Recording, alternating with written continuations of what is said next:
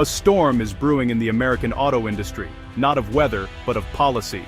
The Trump administration has imposed steep tariffs on imported cars and auto parts, aiming to protect American jobs. But for Honda, a company deeply invested in the US with factories and thousands of American workers, these tariffs are a major blow. Many Hondas on US roads are built in America, yet the new tariffs hit both imported cars and the countless parts needed for assembly.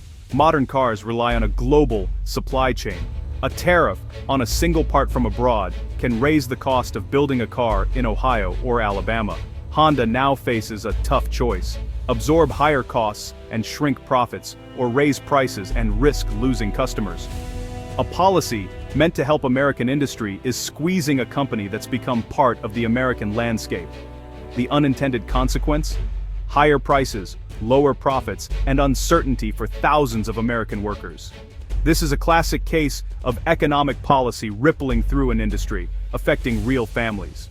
Honda, once a symbol of successful integration, is now caught in the crossfire. The rules have changed, and not in their favor. The future for Honda in America just got a lot more complicated. The tariffs' impact on Honda's US operations is immediate and severe. Sales are slipping as higher prices push budget-conscious buyers away. Fewer sales mean slower production at Honda's massive American plants, threatening jobs and local economies. Overtime disappears, shifts are cut, and layoffs loom, turning stable factory jobs into sources of anxiety. The very policy meant to protect American manufacturing is putting those jobs at risk. Workers find themselves caught in a trade war that has nothing to do with their dedication or skill. Honda is now rethinking its long-term US investments. Why expand or build new factories in a market made unpredictable by tariffs? Billions in future investment are on hold, and innovation slows.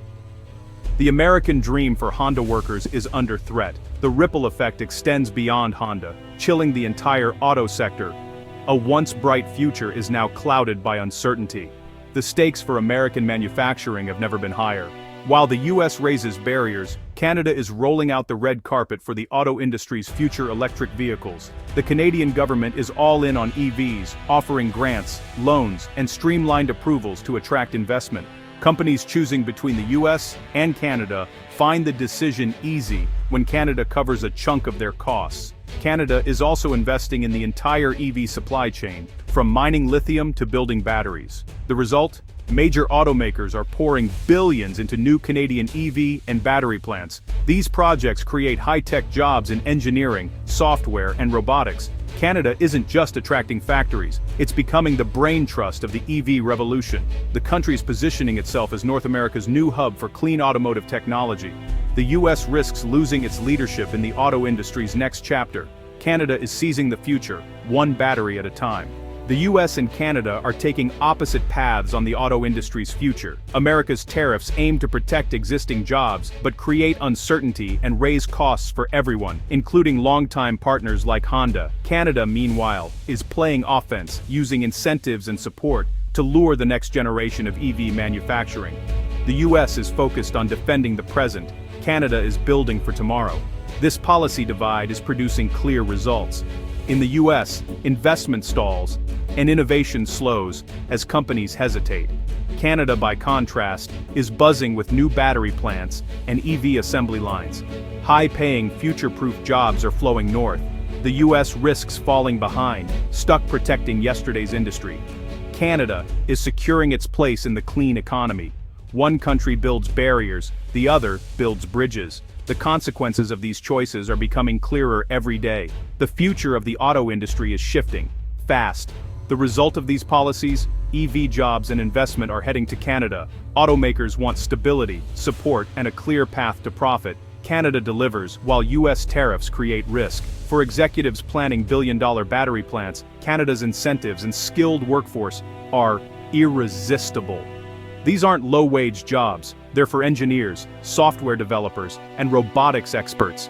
Canada is building a powerful cluster of talent and innovation. Success attracts more success, creating a self-reinforcing cycle. Honda's story is telling squeezed by US tariffs. It's investing billions in Canadian EV plants and supply chains. Gasoline-powered jobs in the US are at risk, while Canadian workers build the electric Hondas of the future. The tariffs meant to protect American jobs are pushing them north. The EV revolution's winners are being decided now. The numbers make the shift undeniable. Foreign investment in Canada's auto sector, especially EVs, is surging. Billions once bound for US states now flow to Ontario and Quebec. Maps of new EV and battery plants show a dense cluster north of the border. These aren't small projects. They're massive gigafactories anchoring regional economies. Job creation in Canada is booming, while the US faces volatility and layoffs. Projections show Canada's auto workforce becoming more specialized and stable. Thanks to the EV transition, Canada is investing in every step of the EV supply chain from mining to assembly. The US relies more on imports, each marked by tariff risk. The data is clear.